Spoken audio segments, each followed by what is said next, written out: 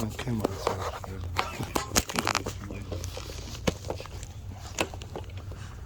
MashaAllah, MashaAllah. You look very nice guy. نحمده ونصلي على رسوله الكريم أما بعد أعوذ بالله من الشيطان الرجيم بسم الله الرحمن الرحيم وما ذرأ لكم في الأرض مختلفا ألوانه وقال الله تعالى ومن الناس والدواب والأنعام مختلفا ألوانه كذلك إنما يخشى الله من عباده العلماء إن الله عزيز غفور صدق الله العظيم. Last week we used a reminder to appreciate the flexibility in our religion, which allows us also to be the most efficient at what we do. So today, inshallah, we'll connect the talk regarding flexibility and efficiency, that we can also appreciate diversity. Diversity found in Quran, in the Hadith, the Sunnah of Nabi sallallahu alayhi wa sallam allows us to appreciate diversity, which translates and reminds us constantly of the existence of Allah subhanahu wa ta'ala. Let's just look at, for example, today. And this is just for us who have young children at home. Maybe we can use some points to try and explain to them regarding Christmas, regarding the non-Islamic holidays. To the innocent child, they simply need to just go to school or drive around the neighborhood or even go to the grocery store to see that everything is decorated. To the young child, the innocent child, these are attractive, they're very nice to look at, and their innocent mind might question mom and dad, how come we cannot as Muslims celebrate these occasions? So I'm sure we have tried our own ways to explain to them that this is not for us, this is not our holiday, this is the holiday of the Christians. Hanukkah is the holiday and celebrations of the Jews. As Muslims, we have our own holidays and our own occasions.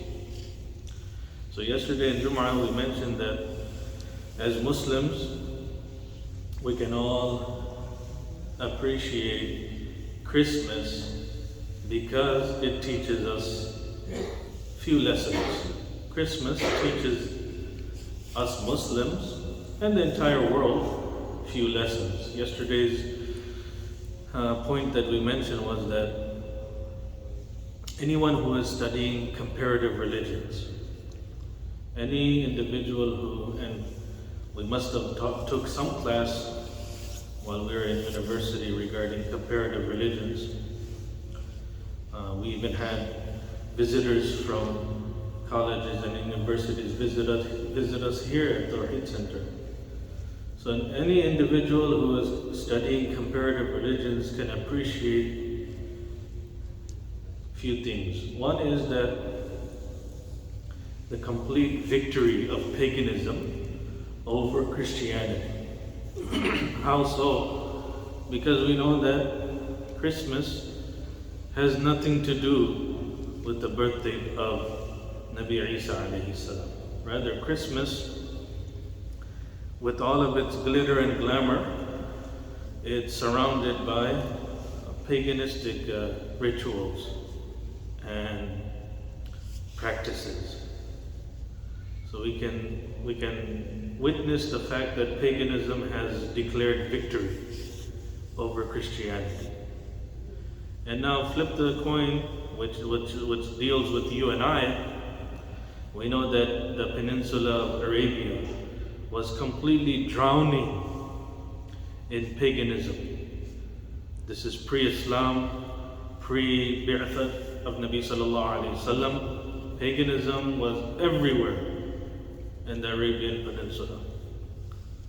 And within 23 years of the mission of our beloved Prophet ﷺ, within 23 years, paganistic practices, rituals, symbols, everything was completely eradicated and eliminated from the Arabian Peninsula.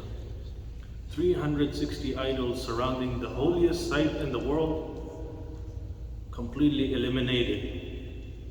They would do tawaf naked, and many, many more rituals and symbols that existed pre-Islam. Post-Islam, we don't see any practices that remain. So now, Islam has declared victory over paganism. So this is at least one lesson that we learn from Christmas. Another lesson that we learn is that the diversity here. It allows for you and I to appreciate our own holidays to that next level. Why is that? Because we can see that Christmas is a one-day occasion. Christmas is a one-day occasion, December 25th. Yet the preparation that the Christians and the entire world make, it starts right after Halloween. From October 30th, we'll just turn on the TV, the advertisement on the radio. It starts from November 1st all the way until December 25th. Almost close to 2 months. The entire world, the marketing campaigns, they prepare for one day, subhanAllah. Yet we have an entire month, Ramadan. We have the 2 occasions of Eid. We have the annual pilgrimage. These are all our occasions, and they are multiple days, entire months. So this will allow us to appreciate our days and explain to our children at home that we have our own occasions and we should be proud of who we are as believers, as Muslims, and we should be proud of our own occasions. And it goes back to the concept of diversity. Can we imagine a world where everything looked the same? Can we imagine a world where everyone practiced the same, ate the same cuisine? It would be a very boring world. And again, it goes back to the first lesson that I mentioned today, that diversity allows for all of us to not only to appreciate one another, but to appreciate and acknowledge who Allah subhanahu wa ta'ala is. Many, many verses in the Quran point us to that direction. Hadith also point us to that direction. One hadith that comes to mind is the fact that Allah subhanahu wa ta'ala is so merciful, so compassionate, so loving. The fact that Allah subhanahu wa ta'ala feeds the kuffar, doesn't allow the disbeliever to go hungry or thirsty on this world, demonstrates the highest level of compassion and mercy of Allah subhanahu wa ta'ala. And it also gives us that next level of appreciation that this world is not for you and I. Our reward is inshallah in the hereafter. Dunya sijnul mu'min wa jannatul kafir. This hadith, we heard it since our young days. We can appreciate that this world is a complete prison for the believer and a paradise for the disbeliever.